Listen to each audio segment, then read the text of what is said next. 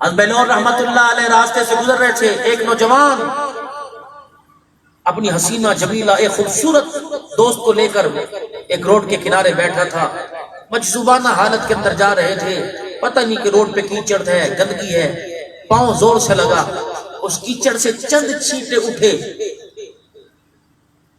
اس کی دوست کے اوپر گرے، اور نے کہا یہ بابا پاگل تو نہیں ہو گیا؟ جیسے موٹر سائیکل گھوم گھوم گھوم، ریڈیو والے کو ہارن، اوے تیرا دماغ خراب ہے، وہ پاگل تو نہیں ہو گیا؟ شرم نہیں آتی؟ ایک ماروں گا، اگر تو بوڑھا نہ ہوتا میں تیرے تھپڑ مارتا۔ انسان کی انسانیت اس کی زبان کے پیچھے چھپی ہے، بی اے ایم اے کی ڈگری پر نہیں، اسکالرشپ پر نہیں، انجینئرنگ کے شعبے میں کامیابی، اچھے نمبروں میں، او لیول پر کامیاب ہونے میں انسان کی انسانیت نہیں چھپی۔ ممبر پر بیٹھنے والے سے لے کر جوتی گانٹنے والے تک، اس کی زبان کے پیچھے بول دیکھ لو، آپ کو اس کی انسانیت سمجھ آ جائے گی، اس کا پتہ لگ جائے گا یہ کتنے پانی کے اندر ہے۔ اور اس کی جرت کیسے ہوئی، اس کی جرت کیسے ہوئی کہ میری دوست کے کپڑوں پہ چھینٹے ڈال کے چلا؟ آگے ہوا، زوردار بہلول کے منہ پر تھپڑ مارا۔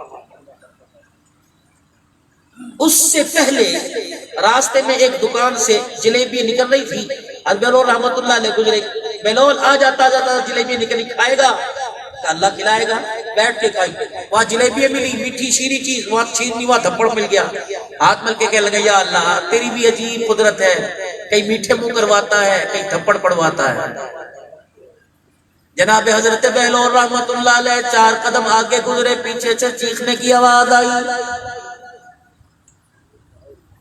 چگھاڑنے کی آواز آئی، دھاڑنے کی آواز آئی، ہائے میں مر گیا، مجھے بچا لو، مجھے بچا لو۔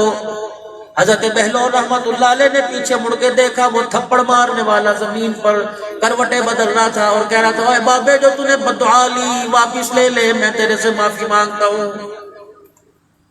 جس لڑکی کے اوپر چھینٹے کیچڑ کے گارے کے گرے تھے، بہلول رحمت اللہ علیہ کے آقا کے قدموں میں پڑ گئی اور کہنے لگی بہلول معاف کر دے مجھے، میرے یار سے غلطی ہو گئی، گستاخی ہو گئی، جو تو نے بددعا دی بددعا واپس لے لے۔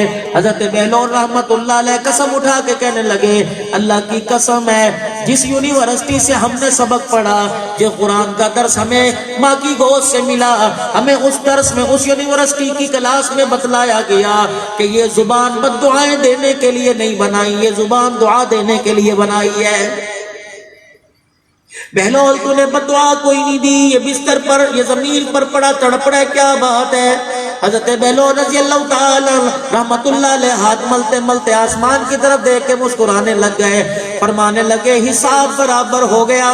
کہنے لگی بہلول کیا حساب برابر ہوا؟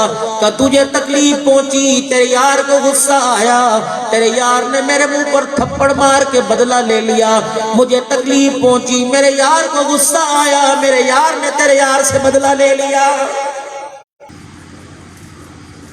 کتنے خوش نصیب ہیں روئے زمین پر چلنے والے، کتنے خوش نصیب ہیں روئے زمین پر بیٹھنے والے، اللہ کی عبادت کرنے والے، نبی جی کا دین پھیلانے والے، کتنے مقدروں والے لوگ ہیں، فرشتوں میں جن کا پروردگار عالم تعارف کراتا ہے، اور فرشتوں روئے زمین پر جو انسان چل رہا ہے یہ میرا بڑا پکا یار ہے، اے فرشتوں اس کا خیال کرنا، ہر معاملے میں اس کے معین و مددگار بن جانا، حتیٰ کہ اس کی دکان پر گاہک کوئی نہ آئے تم انسانوں کا روپ بدل کر گاہک بلکہ ان کے دروازے پر چلے جانا۔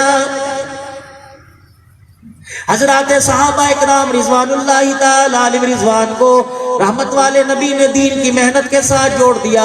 عصر کی نماز کے بعد اللہ کے پاک پیغمبر فرمایا کرتے جاؤ جا کے اپنی دکانداری کر لو، اپنی دکان کھول لو، اپنا کاروبار کر لو۔ صحابہ اکرام جب اپنی دکانوں پر عصر سے مغرب تک جایا کرتے، مکے کے کافر ان کو دکانیں کھولتے دیکھ کے تالیاں بجایا کرتے، ان کے ساتھ مذاق کیا کرتے۔ صحابہ اکرام ان کے ہنسنے پہ پوچھتے کیوں مذاق کر رہے ہو، کیوں ہمارے پہ ہنس رہے ہو؟ کہنے لگے تمہارے سے بڑا اللہ نہ کرے بیوقوف کون ہوگا، اب دکانیں بند کر کے جانے کا وقت ہے، کیا تمہارے جانور مل کے آئیں گے، کیا تمہارے سے سودا خریدنے پرندے آئیں گے؟ کہنے لگے نہیں، اللہ کے نبی کا حکم ہے، نبی کی ذات بھی سچی، نبی کی بات بھی سچی۔ مکے کے کافر کھڑے دیکھتے رہتے تھے، اللہ اکبر، حسینہ جمیل شکل والے ان کی دکانوں پر آ کر سودا خرید کے چلے جایا کرتے تھے۔ بات سرکار مدینہ روح قلب و سینہ مدنی کریم صلی اللہ تعالی علیہ وسلم تک پہنچی۔ آپ نے فرمایا یہ کوئی عجیب مخلوق نہیں، او لوگو تم اللہ کا کام کرتے ہو، اللہ جل شانہ انسانوں کے روپ میں فرشتوں کو گاہک بنا کر تمہارے دروازے پر بھیج دیتا ہے۔ آج میرے عزیزوں آپ کا میرا تعلق اللہ سے مضبوط کوئی نہیں۔ آج میرے عزیزوں ہماری زبان پر ایمان ایمان کا نعرہ، ہماری زبان پر ایمان ایمان کا نعرہ، کاش ہمارا ایمان اس طرز کا بن جائے جیسا کہ حبشے کے بلال کا تھا۔ سارا مکہ مارنے پر تلا ہوا ہے، کسی کے ہاتھ میں لکڑی ہے، کسی کے ہاتھ میں ہڈی ہے، کسی کے ہاتھ میں کوئی چیز ہے جو بلال حبشی رضی اللہ تعالیٰ عنہ پہ مار رہا ہے۔ ایک دن ایسا آیا مکے کے چوک میں سارے سرداران قریش کھڑے ہو گئے، مکے کے رئیس کھڑے ہو گئے، بلال حبشی رضی اللہ تعالیٰ عنہ کو اتنا مارا چہرہ لہولہان ہو گیا، ہونٹ مبارک پھٹ کے لہولہان ہو گئے، مار کھا کھا کے تھک گیا، سانس باقی رہ گئی۔ ابو جہل بولنے لگا دیکھو مار کھا کھا کے اب بھی تو ہماری بات ماننے گا۔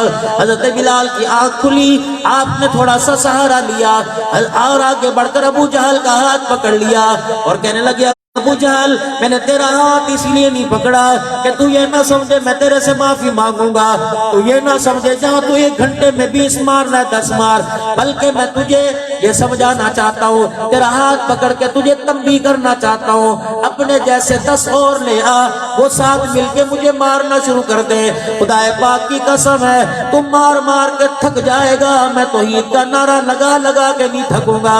ابو جہل کہنے لگا کیا بات ہے، روٹی تجھے کوئی نہیں ملتی، دودھ تجھے کوئی نہیں ملتا، گوشت مکھن پروٹھا تجھے کوئی نہیں ملتا، بتا کیا ایسی پاور ہے، کون سی ایسی طاقت ہے؟ بلال رضی اللہ تعالیٰ عنہ کہنے لگے آنے والے وقتوں میں کوئی ماں سے کلمہ پڑھے گا، کوئی ابا کی زبان سے کلمہ پڑھے گا، کوئی مسجد کے قاری صاحب سے کلمہ پڑھے گا، کوئی شیخ الحدیث سے کلمہ پڑھے گا، کوئی شیخ تفسیر سے کلمہ پڑھے گا۔ اللہ اکبر، ہم کچھ نہ تھے، ہم کہاں نہ تھے، رحمت والے نبی کے ہاتھ میں ہاتھ آیا، ہماری نسبت بڑی اونچی ہو گئی۔ خدا پاک کی قسم ہے کوئی اپنے استاد سے کلمہ پڑھے گا، بلال نے آمنہ کے لال سے کلمہ پڑھا ہے۔ اوے مکے کے کافر ابو جہل سمیت سارے مارنے والوں میری ایک بات سن لو، مار مار کے تھک جاؤ، بلال کا ایمان نہیں دبا سکتے کیونکہ تمہیں طاقت پہ ناز ہے اور حبشے کے بلال کو محمد کی صداقت پہ ناز ہے۔